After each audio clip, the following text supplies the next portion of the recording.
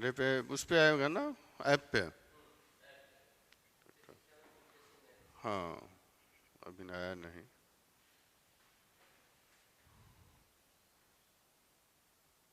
आ गया सर, आ गया।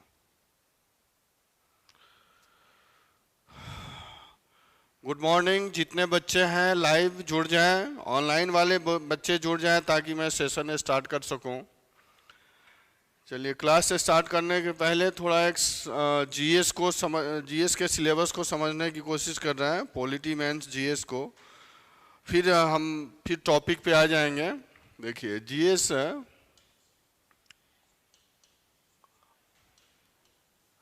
बीपीएससी नहीं, बीपीएससी जीएस सेकंड पेपर है। सेकंड पेपर का ये भाग फर्स्ट, यानी इसमें कितना, इसमें 3 सेक्शन होता है जीएस में। तो फर्स्ट सेक्शन वाले में आपको भारतीय राज्य व्यवस्था है, ठीक है। सेकंड में आप देखेंगे, सेकंड में ज्योग्राफी है, इकोनॉमी है नहीं, और थर्ड में साइंस टेक है, ठीक है। तो इसमें भाग 1 वाले में ये भारतीय राज्य व्यवस्था क्या है जी, भारतीय राज्य व्यवस्था, भारतीय राज्य व्यवस्था है। और ये आपको यहाँ पर जीएस सेकंड पेपर में भारतीय राज्य व्यवस्था फर्स्ट सेक्शन जो है, यहाँ पर 4 प्रश्न पूछेगा। 4 में आपको 3 प्रश्न का जवाब देना है, ठीक है। 3 प्रश्नों का। ऐसे ही यहाँ पर आपको ज्योग्राफी है और इकोनॉमी है, साइंस टेक है, ठीक है। यानी 3 प्रश्नों का भारतीय राज्य व्यवस्था में आपको आंसर करना होता है। और यहाँ के सिलेबस देखेंगे, लगभग 17 टॉपिक को बीपीएससी हालांकि डिफाइंड नहीं है की है, क्लियरिटी नहीं है, लेकिन हम लोग उसको प्रीवियस ईयर के क्वेश्चन को एनालिसिस करके वो टॉपिक डिसाइड किए हैं। तो उसमें है कि आपको 17 टॉपिक है, और वो कहाँ से, प्रियम्बल से स्टार्ट होता है, प्रस्तावना से। मैं टर्मोलॉजी जो करा रहा हूँ, टर्मोलॉजी का भी यूज होता है उसमें, समझे। स्टार्टिंग है प्रियम्बल से, प्रियम्बल के बाद नागरिकता है, नागरिकता के बाद वो आप मैं दे दूंगा, ठीक है। मौलिक अधिकार है, टीपीएसपी है, मौलिक कर्तव्य है। फिर आपको संसदीय अधिकार है, संसदीय अधिकार के बाद कार्यपालिका, विधायिका, हाँ न्यायपालिका, और उसके बाद आपको केंद्र राज्य संबंध है, राष्ट्रपति है, राज्यपाल है और प्रधानमंत्री है। इसके बाद आपको दबाव समूह है। दबाव समूह का अर्थ होता है जो क्षेत्रीय पार्टियां कैसे चेक बैलेंस करती हैं, ये है नहीं। उसके बाद आप देखेंगे कि आपको फिर जाति समूह, यानी जातिवादी राजनीति जो बिहार में है बेसिकली, उसको यहाँ पे पढ़ना है नहीं। वर्ण व्यवस्था की राजनीति, जाति की राजनीति, इसको पढ़ना है, ठीक है। ये सेक्शन है आपको सिलेबस में नहीं।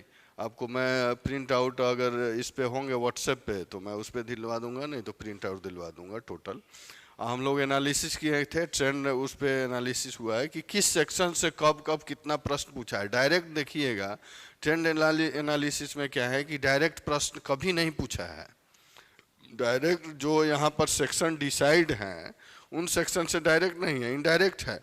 न्यायपालिका में आपको न्यायिक पुनर्विलोकन से प्रश्न पूछा है नहीं, न्यायिक सक्रियतावाद से प्रश्न पूछ लिया है, इस तरह का प्रश्न पूछा है नहीं। लोकतंत्र को जोड़ करके पूछ लिया है, संविधानवाद को जोड़ के पूछ लिया है, ठीक है। पंथ निरपेक्ष जो है इससे पूछ लिया है, वो जोड़ करके, समझ गए। नीति निर्देशक तत्व है, उससे पूछ लिया है, उससे जोड़ करके नहीं, क्योंकि सब तो उसी के भाग हैं नहीं।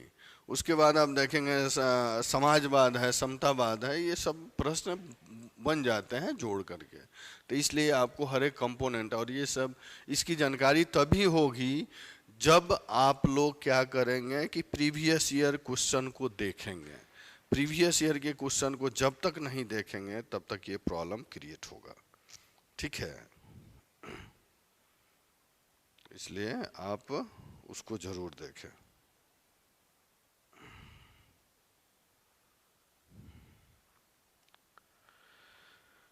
लाइव जितने बच्चे हैं लाइव वाले कमेंट करें ताकि मैं सेशन को आगे बढ़ा सकूं।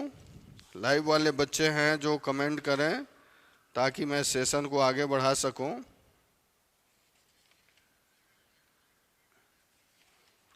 चलिए, ये आपको प्रश्न है, लीजिए, मैं करवाया था, मैं आपने दे रहा हूँ, इसको रखिए। ये प्रीवियस ईयर के हैं, ठीक है। ये सब आप लोगों का काम है, आप लोगों का काम हम लोग करते हैं, समझे।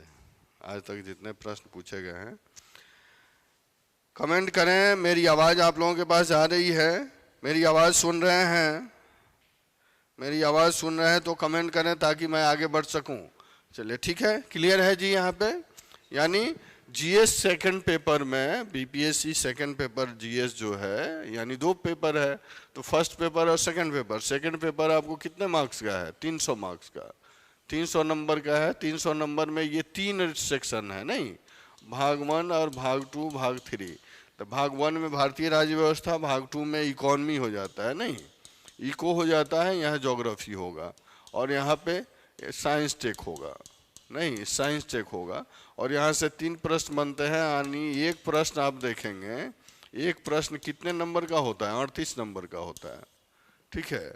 एक प्रश्न 38 नंबर का होगा, अर्थात देखेंगे कितना, 114 नंबर का प्रश्न टोटल भारतीय राज्य व्यवस्था से मेंस में पूछ लिया जाता है, नहीं। तो एक बहुत बड़ा वेटेज है, इसको समझने की कोशिश करेंगे आप, नहीं। और इसी के हिसाब से प्रीवियस ईयर को आप देखते जाएंगे प्रश्न को, तब आपको पता चलेगा कि हाँ किस सेक्शन से कितना प्रश्न बना हुआ है, ठीक है जी। चलिए यहाँ तक क्लियर है, आगे बढ़ते हैं हम लोग। टर्मिनोलॉजी तो लिखवा चुके थे, टर्मिनोलॉजी पता है कि हाँ है? हाँ, बेसिक लोकतंत्र का एग्जाम्पल के सहित बता दिए, नहीं कि आपको पता है कि बेसिक लोकतंत्र में कौन मेन है? जनता, नहीं, जनता है, और जनता अपना क्या चुनती है? प्रतिनिधि, प्रतिनिधि चुनती है, जनता अपना प्रतिनिधि चुनती है, और ये प्रतिनिधि क्या करते हैं? सरकार बनाते हैं, सॉरी, सरकार बनाते हैं। और सरकार अन्य रूल के द्वारा, नहीं, अन्य रूल यानी कानून के द्वारा ये जनता पर शासन करती है, इसी को लोकतंत्र कहते हैं। अर्थात जनता सर्वप्रमुख है, संप्रभु है, और जनता के अधिकारों का लोकतंत्र में क्या है?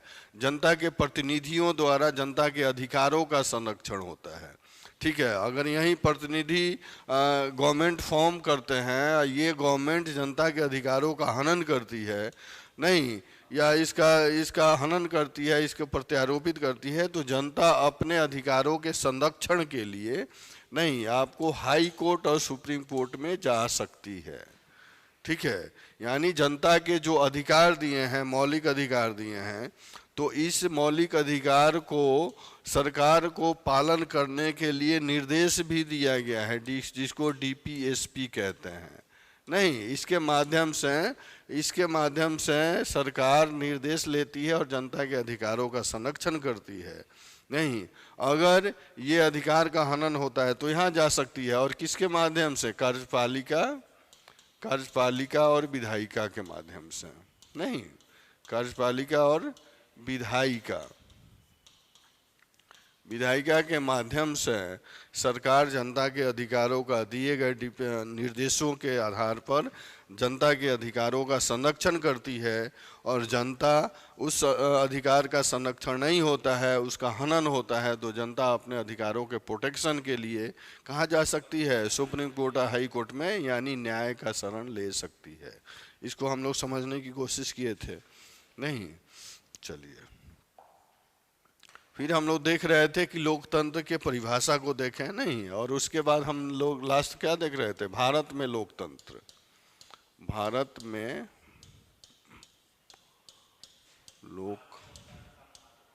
लोकतंत्र, नहीं। अब लोकतंत्र के अवयव को देख चुके थे, उसके कंपोनेंट को देख चुके थे, यानी जनता के द्वारा चुनी गई सरकार वहाँ पे कार्य करेगी, नहीं, और वो जनता जो सरकार बनाएगी, जनता के द्वारा चुनी गई सरकार जो होगी, वो जनता के लिए काम करेगी, ठीक है। इसके अलावा हम लोग देखे थे कि फेयर एंड फ्री इलेक्शन होना चाहिए, रेगुलर इंटरवल पे, नहीं, जो टेन्योर दिया हुआ है उसके इंटरवल पे इलेक्शन हो जाना चाहिए, ठीक है। ये सब था।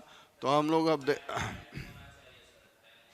बिल्कुल बिल्कुल, हाँ, टेन्योर पे हो जाना चाहिए। अर्थात अब हम देख रहे हैं भारत में लोकतंत्र का स्वरूप, नहीं, स्वरूप या महत्व, स्वरूप, नहीं, इसको हम लोग 3-4 फेज में बांटे थे, नहीं। अर्थात अर्थात राजनीतिक सामाजिक लोकतंत्र,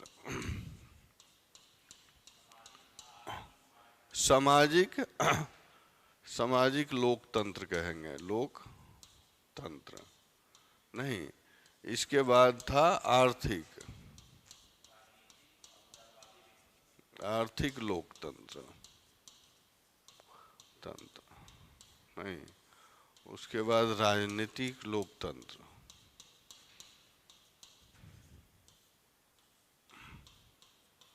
लोकतंत्र नहीं। उदारवादी लोकतंत्र,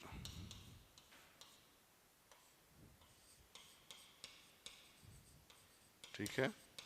यानी ये स्वरूप है भारत में। भारत में अगर लोकतंत्र को देखा जाए तो ये स्वरूप है। नहीं, सामाजिक लोकतंत्र का अर्थ है कि समाज में समता स्थापित करना, वैसा लोकतंत्र जिसमें समाज में समता स्थापित हो, सभी की भागीदारी सुनिश्चित हो। नहीं, किसी कार्य के लिए सभी की भागीदारी जिस लोकतंत्र में समाहित होती है उसको हम सामाजिक लोकतंत्र की संज्ञा देते हैं। अर्थात आप देखेंगे कि इंडिया में ये प्रोसेस है। भारत में जो स्थानीय निकाय है, स्थानीय निकाय में समाज का प्रभुत्व है, नहीं, समाज के लोगों का पार्टिसिपेशन है। उसी तरह आप देखेंगे एक बड़े स्तर पर उसके द्वारा चुने गए प्रतिनिधि का उसमें प्रतिनिधित्व है, ठीक है।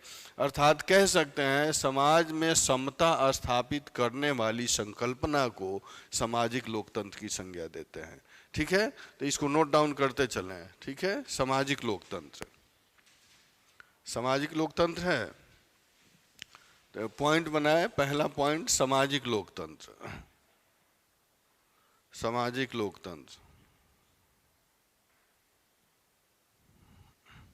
नहीं।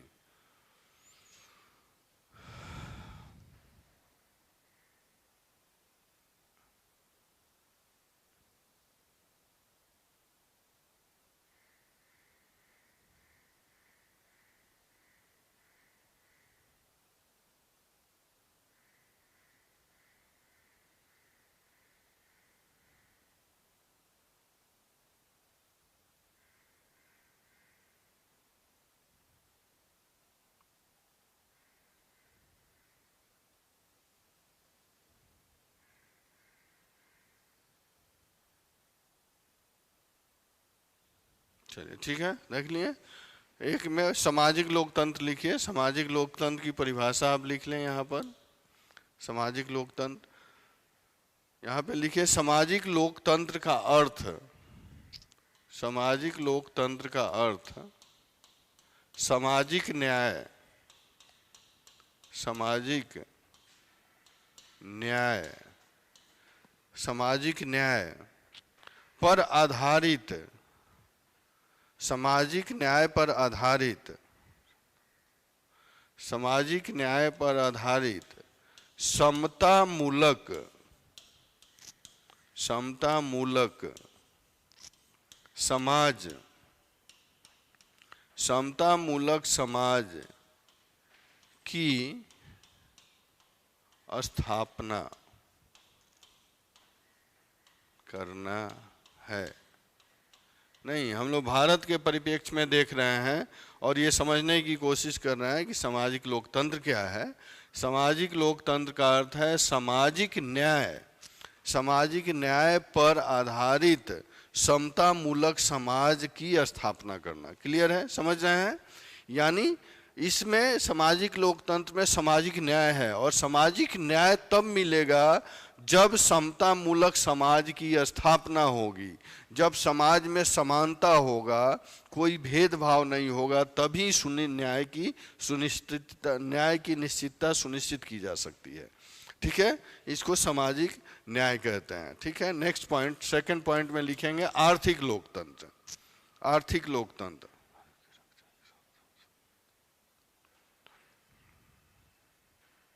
नहीं, आर्थिक लोकतंत्र, इसमें देखेंगे अधिकारों की रक्षा के साथ, देखिए अधिकारों की रक्षा के साथ संसाधनों का समतामूलक वितरण, पहले समझेंगे।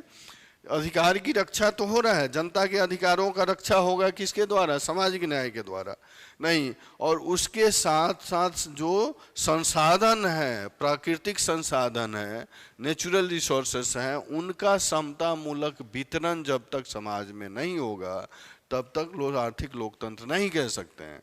नहीं, और भारत में ये व्यवस्था दी गई है कि आर्थिक संसाधनों पर समाज के सभी लोगों का अधिकार है, न कि पर्टिकुलर किसी व्यक्ति का। ठीक है, यानी आर्थिक संसाधन है, उस पर समाज के हर एक व्यक्ति का अधिकार होगा, तब उसको हम लोग आर्थिक लोकतंत्र कहेंगे। ठीक है, इसमें लिखिएगा अधिकारों की रक्षा, अधिकारों की रक्षा, अधिकारों की रक्षा के, अधिकारों की रक्षा के साथ साथ अधिकारों की रक्षा के साथ साथ संसाधनों का, संसाधनों का समतामूलक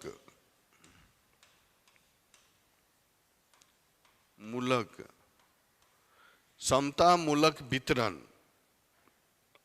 समतामूलक वितरण को महत्व देने वाली संकल्पना, महत्व देने वाली संकल्पना या व्यवस्था को आर्थिक लोकतंत्र कहते हैं, आर्थिक लोकतंत्र कहते हैं। ठीक है, आर्थिक लोकतंत्र कहते हैं।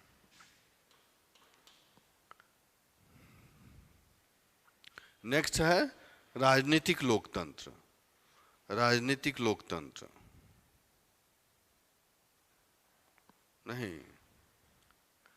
अब देखिए क्या है, यहां शक्तियों के साथ साथ अधिकारों की रक्षा है नहीं, और यहाँ पर देखेंगे जनता के शक्ति जो है, जनता के अधिकार नहीं, जनता के अधिकार हैं, उस अधिकारों का प्रोटेक्शन में देखा जाए तो सरकार के द्वारा, यानी इसमें राजनीति में जनता की भागीदारी नहीं, जनता की पार्टिसिपेशन हो और उस सरकार का विकेंद्रीकरण हो नहीं। अगर केंद्रीकृत राज व्यवस्था होगी तो वह उसको लोकतंत्र हम नहीं कहेंगे। केंद्रीकृत में क्या होता है, अगर फुल मेजॉरिटी में गवर्नमेंट आता है, केंद्रीकृत शासन की स्थापना करता है, तो क्या है, वो मोनोपोली वाली व्यवस्था हो जाती है नहीं, अपने मन से डिसीजन लेगा। और यहीं जब राज्य का विकेंद्रीकरण हो जाता है, राज्य का सरकार का विकेंद्रीकरण होगा, तभी उसको हम राजनीतिक लोकतंत्र कह सकते हैं। और विकेंद्रीकरण तब होगा जब जनता का इसमें भागीदारी होगी हर एक स्तर पर नहीं, यानी कह सकते हैं सरकार में जब जनता की भागीदारी होती है और सरकार का विकेंद्रीकरण सुनिश्चित होता है, उसको राजनीतिक लोकतंत्र कहते हैं नहीं। ठीक है, थर्ड पॉइंट लिखिए राजनीतिक लोकतंत्र। इसमें लिखिए राजनीतिक लोकतंत्र में शक्तियों की साझेदारी, राजनीतिक लोकतंत्र में शक्तियों की साझेदारी तथा विकेंद्रीकरण के साथ साथ, शक्तियों की साझेदारी तथा विकेंद्रीकरण के साथ साथ जन भागीदारी नहीं, जन भागीदारी का अर्थ क्या है, जनता की भागीदारी, जनता की भागीदारी, हाँ, जन भागीदारी को महत्व दिया जाता है। ठीक है, अब यहाँ पे नेक्स्ट है उदारवादी लोकतंत्र। उदारवादी लोकतंत्र का अर्थ क्या है, उदारवादी वो तो इंग्लिश बता रहा है, उदारवादी लोकतंत्र का लिबरल डेमोक्रेसी तो है ही, यानी यहाँ पर जनता के स्वतंत्रता की रक्षा हो, संप्रभुता की रक्षा हो नहीं, उसको उदारवादी लोकतंत्र कहते हैं। उदारवादी राष्ट्र, क्योंकि आप देखेंगे भारत में उदारवादी राष्ट्रवादी व्यवस्था स्थापित रही है। क्या, कब? आप लोग गांधी जी के समय नहीं, गांधी जी के पहले देखेंगे कि उग्र राष्ट्रवादी है की व्यवस्था थी यहाँ पर, नहीं है। उनके बाद उदारवादी राष्ट्र व्यवस्था, और उसी उदारवादी राष्ट्र व्यवस्था का ये प्रतिफल है उदारवादी लोकतंत्र। यानी जनता के अधिकारों का संरक्षण जहाँ पे हो, उस लोकतंत्र को उदारवादी लोकतंत्र कहते हैं। ठीक है, चौथा पॉइंट लिखिएगा, उदारवादी लोकतंत्र। उदारवादी लोकतंत्र का तात्पर्य है, उदारवादी लोकतंत्र का तात्पर्य है व्यक्तिगत स्वतंत्रताओं की रक्षा करने वाली, व्यक्तिगत स्वतंत्रताओं की रक्षा करने वाली व्यवस्था।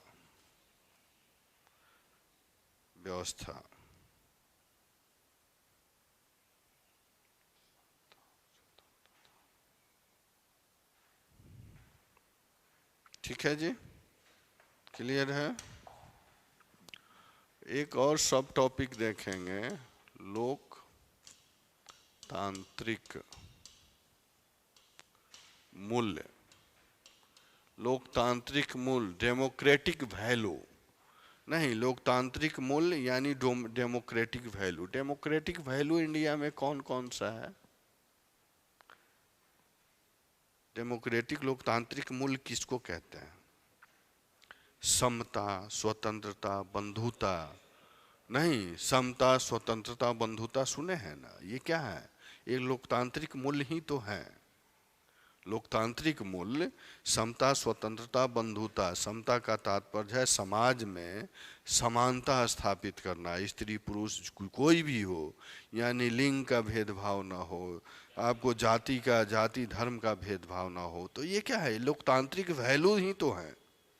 नहीं, यानी समाज में समता स्थापित करना, भाईचारा, बंधुत्व स्थापित करना, स्वतंत्रता स्थापित करना, ये क्या है? लोकतांत्रिक मूल्य है। नहीं, तो आप देख सकते हैं लोकतांत्रिक मूल्य में समता नहीं, पहला पॉइंट आता है लोकतांत्रिक मूल्य में, देखते हैं समता। नहीं, समता। समता का अगर देखेंगे इसका दो अर्थ, अगर दार्शनिक मूल्य, दार्शनिक अर्थ देखेंगे इसका, नहीं तो दार्शनिक अर्थ में कहा जाता है कि यहाँ सभी स्त्री और पुरुष, नहीं सभी स्त्री और पुरुष सामान्य हैं। नहीं, तो इसके अर्थ में देखेंगे सभी स्त्री व पुरुष सामान्य हैं। नहीं, सभी स्त्री पुरुष जिस क्षेत्र में जिस जगह समान है उनको हम एक सिंपल अर्थ में समता कह सकते हैं। दार्शनिक मूल्य इसको कहते हैं, यानी दार्शनिक अर्थ है, सैद्धांतिक अर्थ दिया गया है जहाँ स्त्री पुरुष यानी लिंग का भेदभाव ना हो, उसको वो क्या कहते हैं? समता कहते हैं। लेकिन इतना से काम चलेगा इंडिया में? नहीं चलेगा। इसको नोट डाउन करते जाइए। समता का दार्शनिक अर्थ है सभी स्त्री और पुरुष समान। नहीं, लेकिन यही समता का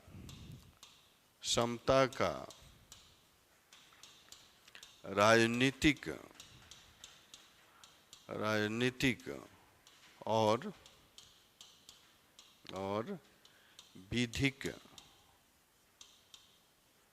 विधिक अर्थ। नहीं, समता का राजनीतिक और विधिक अर्थ नहीं। राजनीतिक देखिए, तो हम लोग तो सिंपल अर्थ में देखें, दार्शनिक अर्थ में यानी स्त्री पुरुष जहाँ सामान्य हैं उनको समता कह सकते हैं। लेकिन राजनीतिक और विधिक अर्थ में क्या कहेंगे कि जहाँ जिस समाज में जिस लोकतंत्र में नहीं विभेदीकरण की व्यवस्था न हो। विभेदीकरण का अर्थ समझ रहे हैं? विभेदीकरण का अर्थ है कि सामने वाला प्रतिनिधि है, सरकार है, ये पब्लिक में विभेद न करे। नहीं, ये नहीं समझे कि फलना व्यक्ति ही ये काम करेगा, फलना व्यक्ति ही नॉमिनेट होगा, फलना व्यक्ति ही डिप्यूट होगा। नहीं, इस चीज का ये विरोध करता है, जिसको राजनीतिक और विधिक अर्थ में समझ सकते हैं समता के। नहीं, अर्थात इसमें कह सकते हैं कि जहाँ विभेदीकरण की संकल्पना नहीं हो उसको राजनीतिक समता कहते हैं या विधिक समता कह सकते हैं। ठीक है, तो इसमें लिखिएगा जहां विभेदीकरण पर अंकुश लगाकर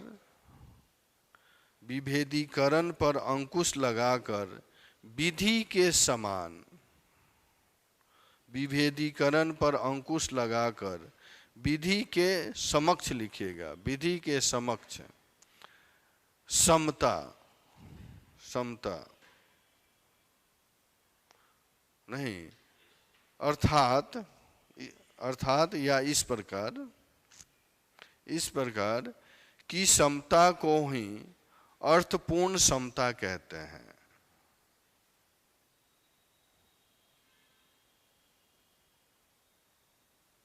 नहीं,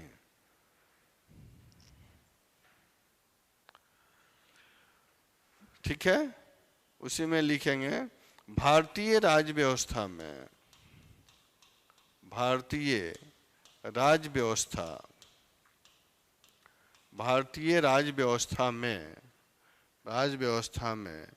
दो आधारों पर समता, भारतीय राजव्यवस्था में दो आधारों पर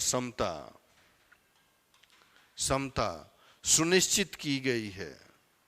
भारतीय राजव्यवस्था में दो आधारों पर समता सुनिश्चित की गई है। नहीं, पहला है प्रतिष्ठा, दो आधारों पर समता सुनिश्चित की गई है। पहला है क्या है? प्रतिष्ठा। नहीं, और दूसरा क्या है? अवसर, है ना जी। यानी प्रतिष्ठा की समता, किसी के सार्वभौमिक अधिकार का हनन न हो, मानवीय अधिकार का हनन न हो, मानवीय प्रतिष्ठा का हनन न हो, उसको प्रतिष्ठा नहीं। और अवसर की समता, अवसर की समता यानी कार्य करने की क्षमता। अगर इंडिया में, भारत में जो भी जन्म लिया है उसको समान अधिकार है अपने जीवन निर्वहन का, कार्य करने का। नहीं, उसको अवसर की समता कहते हैं। अर्थात भारतीय राज्य व्यवस्था में दो आधारों पर समता स्थापित की गई है, जिसमें प्रतिष्ठा और अवसर की समता सुनिश्चित की गई है। ठीक है, ये दोनों लिखे, प्रतिष्ठा और अवसर। भारतीय राज्य व्यवस्था में क्या है? प्रतिष्ठा और अवसर की समता। ठीक है, पहला पॉइंट था, यानी हम मूल्य को देख रहे हैं। पहला मूल्य क्या था? समता था। नहीं, दूसरा मूल्य क्या होगा? स्वतंत्रता, स्वतंत्रता। नहीं, और इसमें देखेंगे भारतीय राज्य व्यवस्था में, भारत में स्वतंत्रता दो तरह के होते हैं, एक बाह्य स्वतंत्रता, एक आंतरिक स्वतंत्रता। नहीं, बाह्य स्वतंत्रता का अर्थ है कि आप कहीं भी भ्रमण विचरण कर सकते हैं। ठीक है, ये मानवीय स्वतंत्रता है। और अपने देश के अंदर नहीं, अपने राज्य के अंदर, अपने स्टेट के अंदर आपको कहीं भी घूमने का, बोलने का, नहीं, कोई भी कार्य करने का अधिकार हो, उसको क्या कहेंगे? आंतरिक स्वतंत्रता। ठीक है, तो इसमें लिखेंगे स्वतंत्रता में, स्वतंत्रता की संकल्पना दो रूपों में, स्वतंत्रता की संकल्पना दो रूपों में प्रचलित रही है, नहीं, प्रचलित रही है। पहला है नकारात्मक,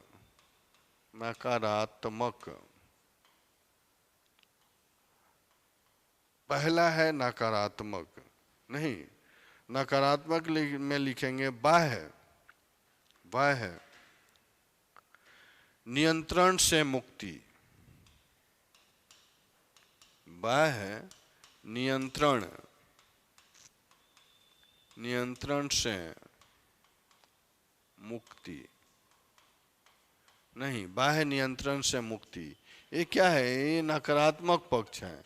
और दूसरा है सकारात्मक, सकारात्मक नहीं, सकारात्मक पक्ष है। इसमें लिखेंगे किसी विशेष अर्थ, सकारात्मक में किसी विशेष कार्य, किसी विशेष कार्य के लिए दी गई स्वतंत्रता, किसी विशेष कार्य के लिए दी गई स्वतंत्रता जिस पर आवश्यकता अनुसार नियंत्रण लगाए, जिस पर आवश्यकता अनुसार नियंत्रण लगाए जा सकते हैं, आवश्यकता अनुसार नियंत्रण लगाए जा सकते हैं।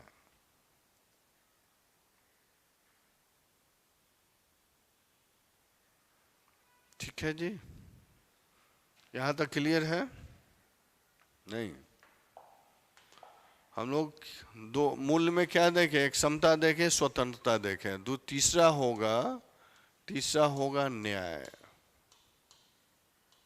न्याय। तीसरा मूल क्या होगा? लोकतंत्र का न्याय, न्याय।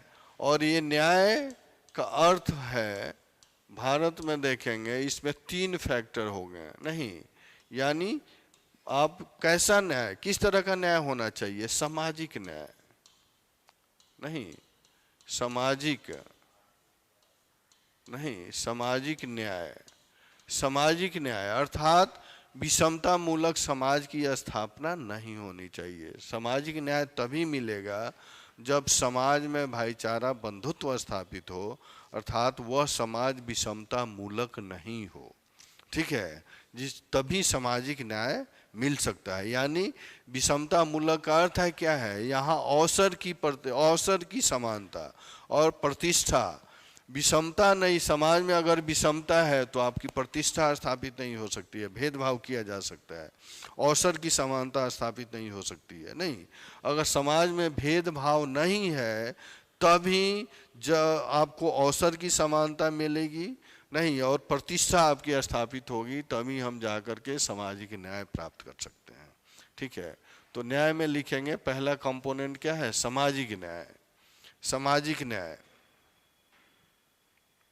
सामाजिक न्याय। इसमें लिखेंगे प्रतिष्ठा और अवसर की, प्रतिष्ठा और अवसर,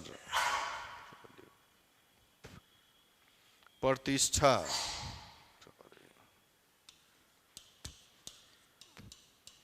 प्रतिष्ठा और अवसर,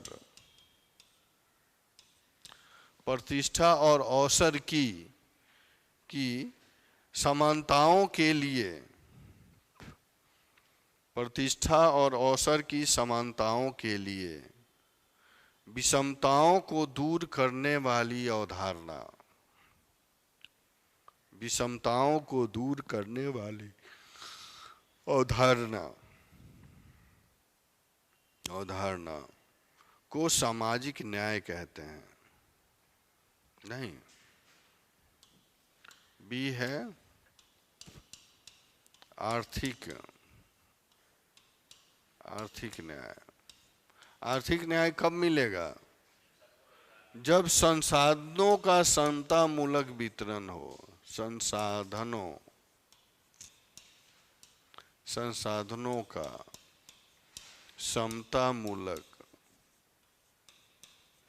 संसाधनों का समतामूलक वितरण आर्थिक न्याय में लिखेगा। आर्थिक न्याय तभी सुनिश्चित की जाती है सकती है जब संसाधनों का समतामूलक वितरण हो,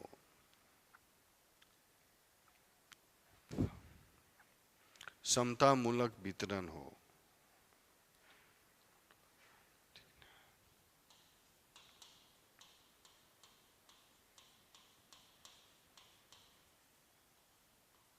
राजनीतिक न्याय नहीं, तीसरा है राजनीतिक न्याय। राजनीतिक न्याय में क्या होगा? जब अधिकारों का अधिकारों की समानता हो, अधिकारों की समानता नहीं, अधिकारों की समानता, समानता अर्थात अर्थात अर्थात राजनीति का विकेंद्रीकरण, ध्रुवीकरण और जन भागीदारी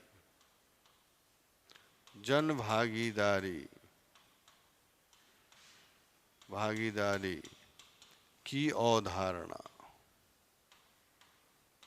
जन भागीदारी की अवधारणा नहीं, अर्थात जहाँ जिस समाज में, जिस राजनीति में जनता की भागीदारी हो उसको हम क्या कहते हैं, राजनीतिक न्याय नहीं। और एक और देखेंगे डी में, विधिक न्याय, विधिक न्याय है ना जी, विधिक न्याय अर्थात विधिक न्याय में कानून का नहीं, विधि के समक्ष, कानून के समक्ष सबका सब समान है नहीं, उसको विधिक न्याय कहेंगे। इसमें लिखेंगे विधि के समक्ष समानता की अवधारणा, विधि के समक्ष समानता की अवधारणा।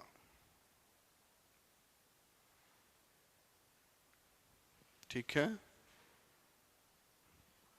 इसके बाद चौथा फैक्ट मूल्य में देखेंगे हम लोग, क्या देखें, न्याय देख लिए, इसके बाद हम लोग क्या देखेंगे, बंधुता, बंधुता नहीं, ये भी तो फैक्टर है जी चौथा में, बंधुता यानी भाईचारा, समझ गए ना, बंधुता स्थापित करना नहीं, यानी इसमें क्या है, मौलिक सिद्धांत के रूप में देख सकते हैं कि इसमें सहयोग की भावना डेवलप होती है नहीं, एक दूसरे को सहयोग करने की भावना नहीं, भाईचारा की भावना, यानी समाज में जब सहयोग और भाईचारा की बंधु भावना स्थापित होती है तभी वह समाज डेवलप होता है। ठीक है, भेदभाव रहित समाज की स्थापना करना। ठीक है, तो ये इसमें लिखेंगे बंधुता में, बंधुता सहयोग की भावना, सहयोग की भावना,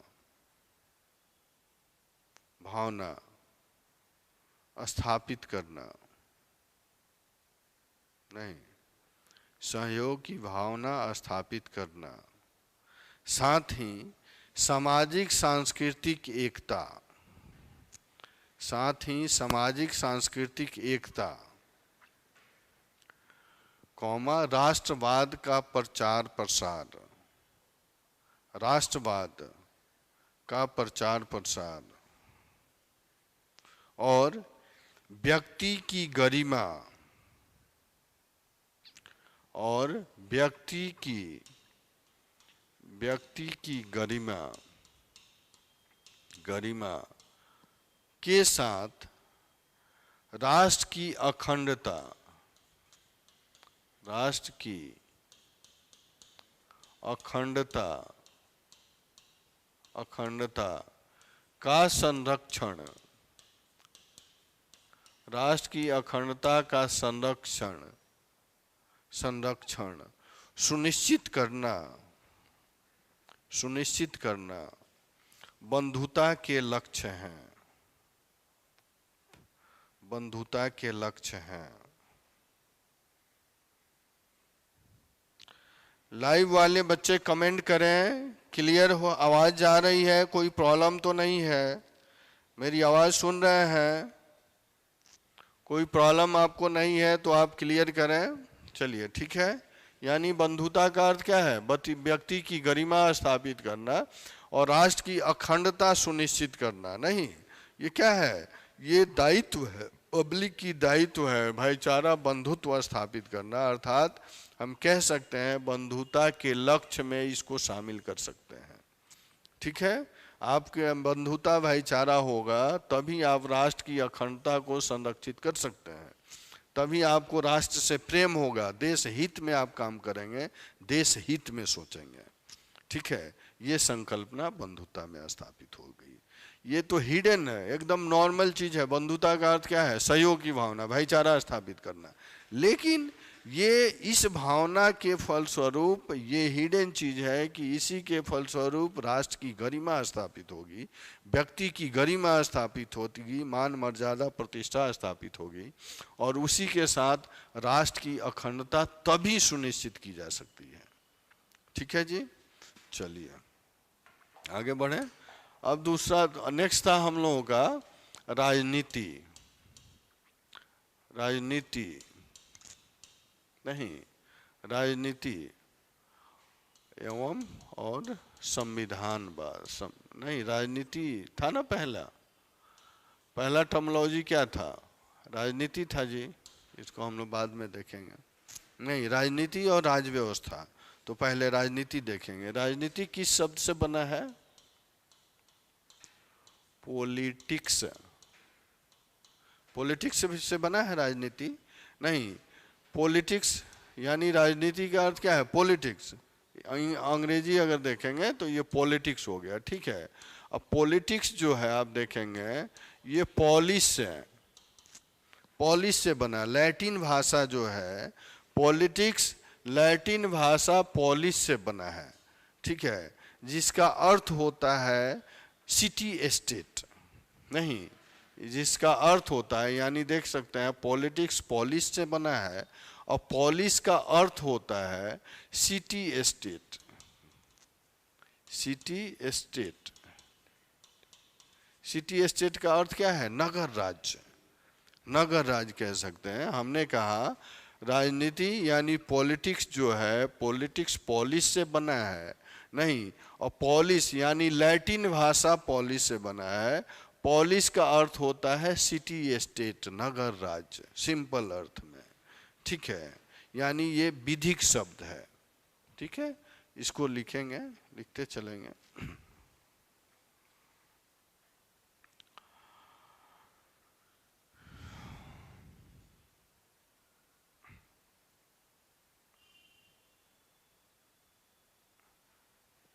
नहीं, ठीक है, इसको मैं लिखा दूं या ठीक है, समझ गए? देखिए पॉलिटिक्स है, पॉलिटिक्स लैटिन भाषा, लैटिन भाषा पॉलिस से बना है, जिसका अर्थ होता है सिटी स्टेट, नगर राज्य। इसको क्या कहेंगे? नगर, नगर राज्य। नगर राज्य की संकल्पना पर आधारित है। नहीं, अगर एक शब्द में कहा जाए तो कह सकते हैं कि राज्य द्वारा बनाई गई नीतियों को ही राजनीति कहते हैं, सिंपल अर्थ में। एक शब्द में अगर कोई पूछे कि राजनीति किसे कहते हैं, तो राज्य के द्वारा जो नीतियां बनाई जाती है उसी को राजनीति कहते हैं। और उसी नीति के आधार पर वहाँ की पब्लिक, वहाँ की सरकार, प्राइमरी लेवल से हायर लेवल पे जो सरकारें होती हैं वो कार्य करती हैं। समझ गया ना? ठीक है, तो यहाँ पे लिख लेंगे राज्य के द्वारा, राज्य के द्वारा बनाई गई नीतियां, राज्य के द्वारा बनाई गई नीतियां, नहीं, सिंपल अर्थ में, ठीक है।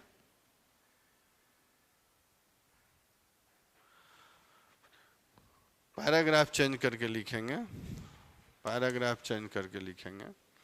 यहाँ पे पॉलिटिक्स, पॉलिटिक्स, पॉलिटिक्स, पॉलिटिक्स शब्द, पॉलिटिक्स शब्द, शब्द की उत्पत्ति, उत्पत्ति, पॉलिटिक्स शब्द की उत्पत्ति, सॉरी ग्रीक होगा ये, लैटिन में कहा था। पॉलिट शब्द की उत्पत्ति ग्रीक, ग्रीक भाषा के शब्द, भाषा के शब्द, शब्द पॉलिस, POLIC, पॉलिस से हुई है, पॉलिस से हुई है, जिसका अर्थ है नगर राज्य, जिसका अर्थ है नगर राज्य। नगर राज्य। ठीक है। राजनीति वस्तुतः नीतियों का निर्माण एवं उन्हें, राजनीति वस्तुतः नीतियों का निर्माण और उन्हें, नीतियों का निर्माण और उन्हें लागू करने वाली प्रणाली है। इसे क्या? लागू करने वाली प्रणाली है। ठीक है। इसे शासन व्यवस्था की एक प्रणाली भी कहा जाता है। इसे शासन व्यवस्था की एक प्रणाली भी कहा जाता है। नहीं, किसी देश अथवा क्षेत्र की राजनीति व्यवस्था, किसी देश अथवा क्षेत्र की राजनीति व्यवस्था वहां रहने वाली जनसंख्या के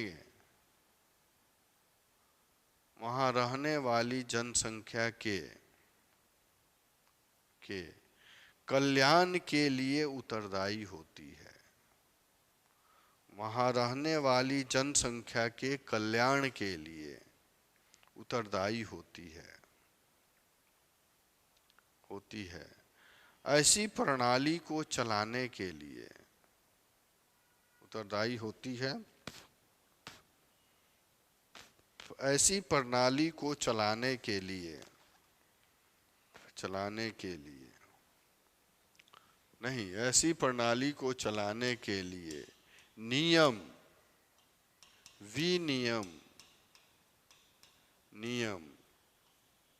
अथवा कानून की आवश्यकता होती है। पूर्ण विराम। राजनीति का सबसे महत्वपूर्ण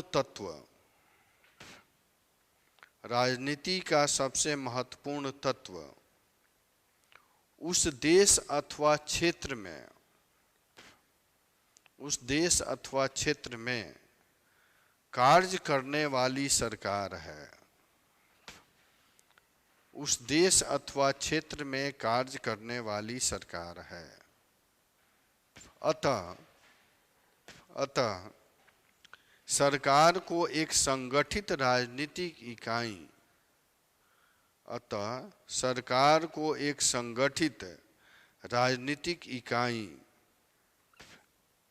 इकाई भी कहा जाता है।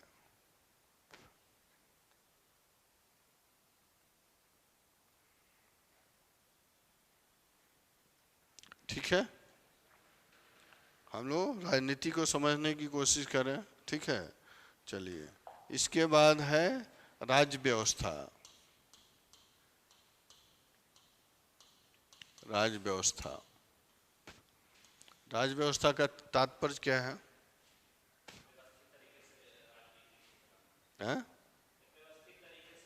हाँ, ये दो शब्द से बना है, राज और व्यवस्था। नहीं, राज्य का अर्थ क्या हो गया? स्टेट, क्षेत्र से तुलना कर सकते हैं। किसी निश्चित क्षेत्र में किसी व्यवस्था को सुनिश्चित करना, और वो व्यवस्था किसके माध्यम? कानून के माध्यम से, संविधान के माध्यम से। किसी निश्चित क्षेत्र में किसी व्यवस्था को सुनिश्चित करने वाली संकल्पना राज्य व्यवस्था कहलाती है।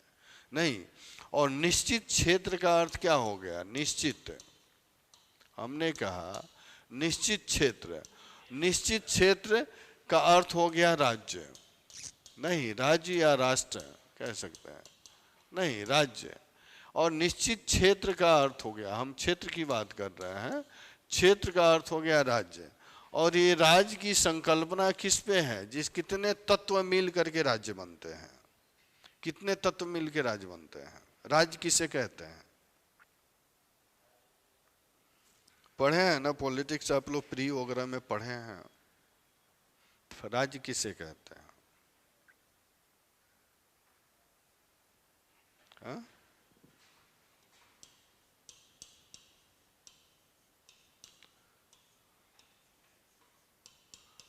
भूभाग, ठीक है। पहला कंपोनेंट क्या है? निश्चित भूभाग हो। दूसरा है एक निश्चित जनसंख्या, ठीक है, निश्चित संख्या। एक सरकार हो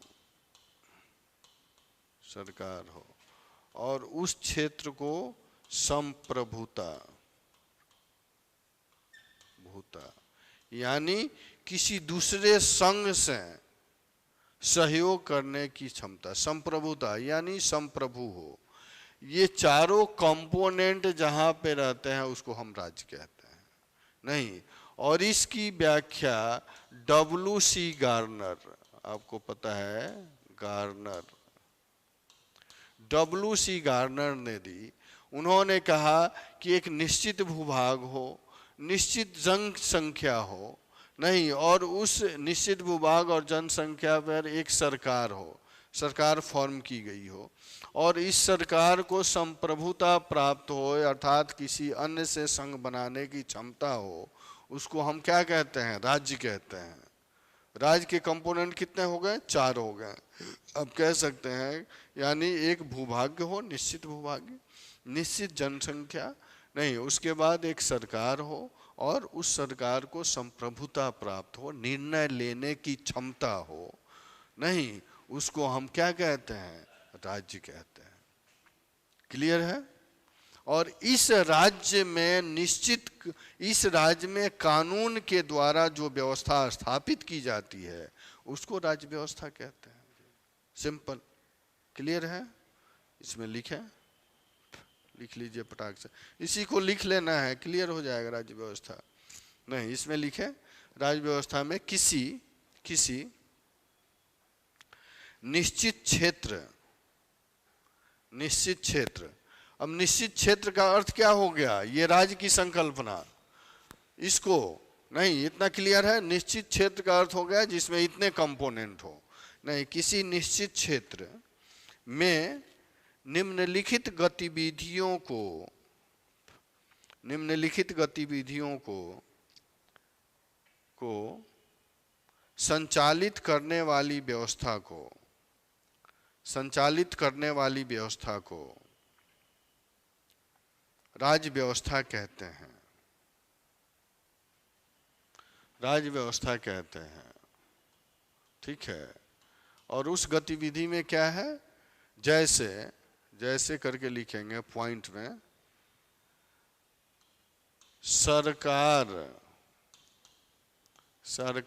का गठन या निर्माण।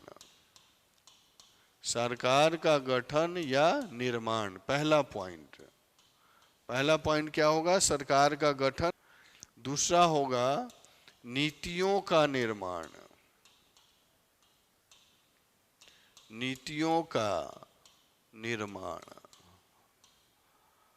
पहला होगा जी नीतियों का निर्माण। नहीं, पहला सरकार का गठन और निर्माण, दूसरा नीतियों का निर्माण। तीसरा पॉइंट होगा नीतियों का क्रियान्वयन। ठीक है। और नेक्स्ट होगा विभिन्न सरकार। नेक्स्ट होगा विभिन्न सरकार तथा गैर सरकारी इकाइयों का नियंत्रण और विनियमन।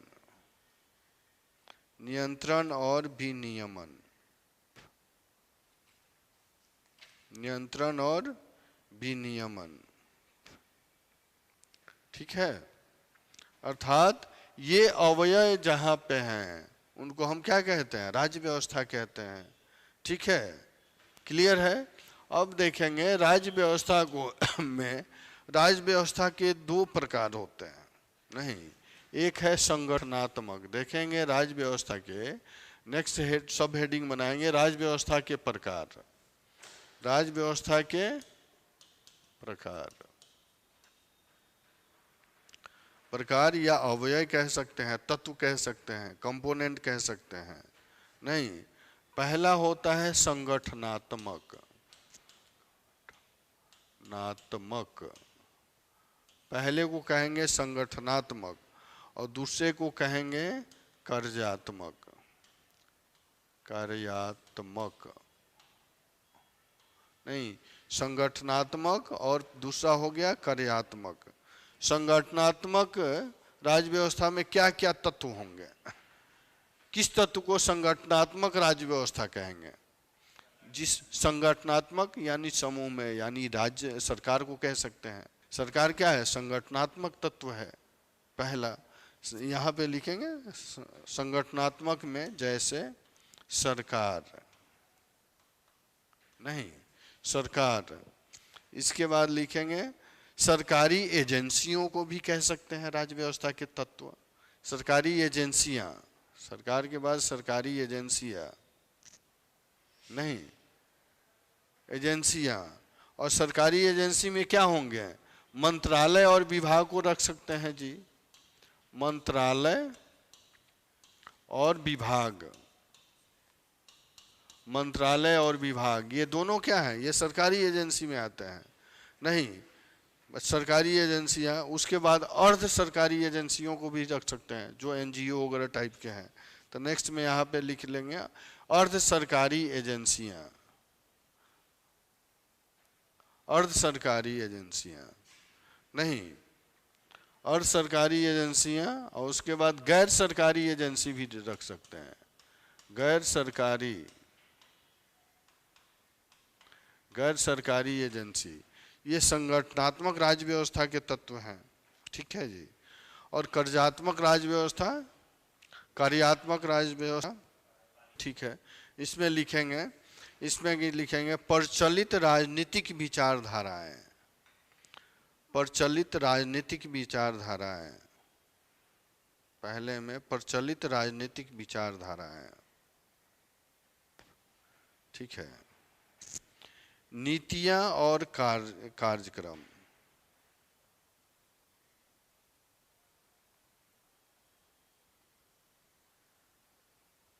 ठीक है जी। बढ़ जाए आगे, क्लियर है यहाँ? अब चलिए यहाँ पर अब हम समझेंगे थोड़ा राज्य, नहीं स्टेट, स्टेट राज्य स्टेट, इसको तो समझने की कोशिश करेंगे, ठीक है। राज्य कहेंगे, ठीक है। तो यहाँ पे लिखते चलेंगे राज्य वाले में।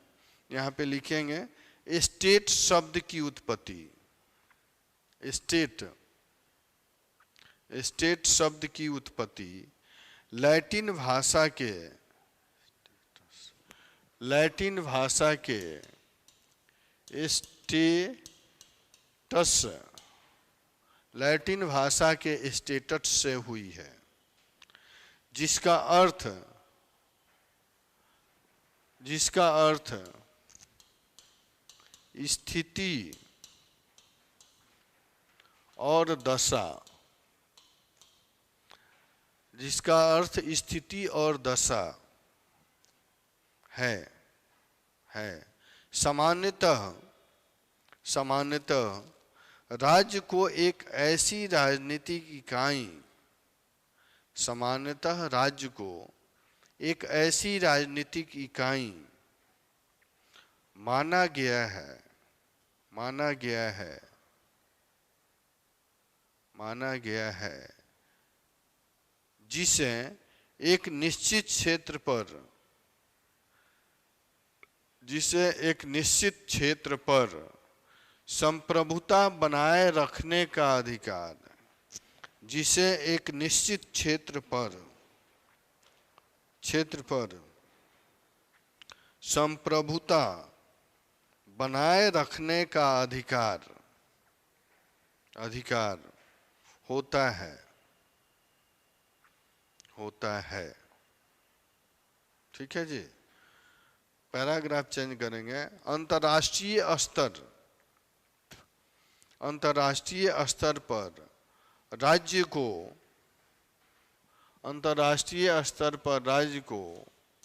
1935 के मोंटेविडियो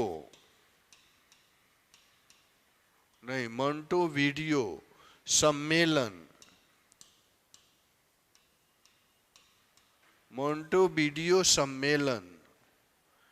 से मान्यता दी गई है।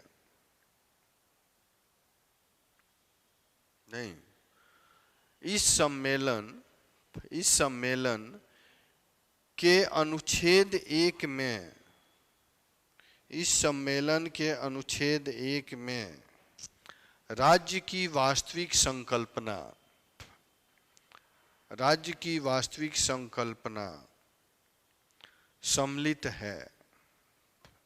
सम्मिलित है। इसके अनुसार किसी वास्तविक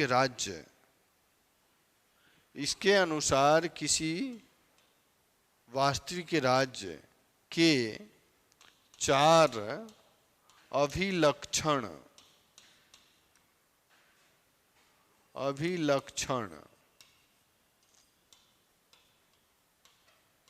होते हैं। इसके अनुसार किसी राज्य के 4 अभिलक्षण होते हैं। नहीं, 4 अभिलक्षण होते हैं जी। कौन कौन अभिलक्षण होते हैं?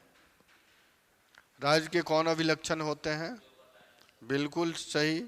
नहीं, यानी एक निश्चित क्षेत्र भूभाग, यानी परिभाषित भूभाग, उसको कह सकते हैं निश्चित या परिभाषित भूभाग। तो यहाँ पे लिखेंगे पहले में एक निश्चित या परिभाषित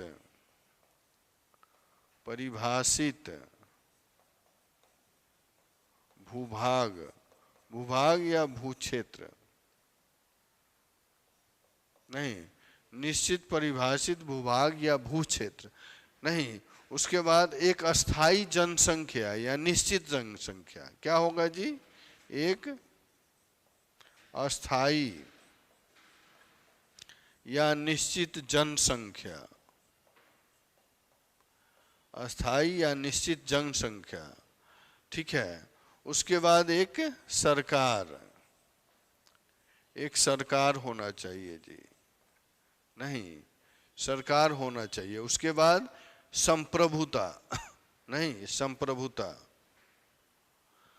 संप्रभुता अर्थात यहाँ पे लिख सकते हैं क्या होगा? संप्रभुता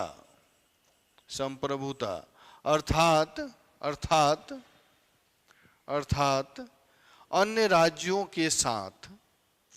संप्रभुता का अर्थ क्या होता है? सिंपल अर्थ में निर्णय लेने की क्षमता को संप्रभुता कहते हैं। तो अर्थात क्या लिखे? अर्थात अन्य राज्यों के साथ संबंध बनाने का अधिकार।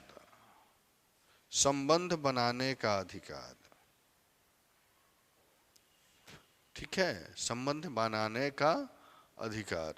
ये चारों कंपोनेंट बहुत इंपॉर्टेंट है राज्य के लिए। जहां ये चारों कंपोनेंट नहीं है उनको हम राज्य नहीं कह सकते हैं।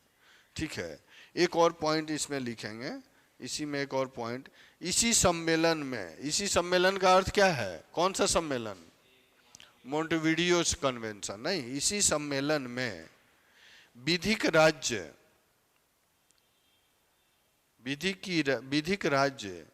की संकल्पना भी प्रस्तुत की गई। विधिक राज्य की संकल्पना भी प्रस्तुत की गई, जिसका अर्थ जो क्षेत्र ये कंपोनेंट सपोर्ट करते हैं उनको हम क्या कहेंगे? राज्य कहेंगे। क्लियर है जी? बिल्कुल नहीं मान सकते हैं, क्योंकि वहां पे क्या है, सब कुछ नहीं है जी। ये तो मान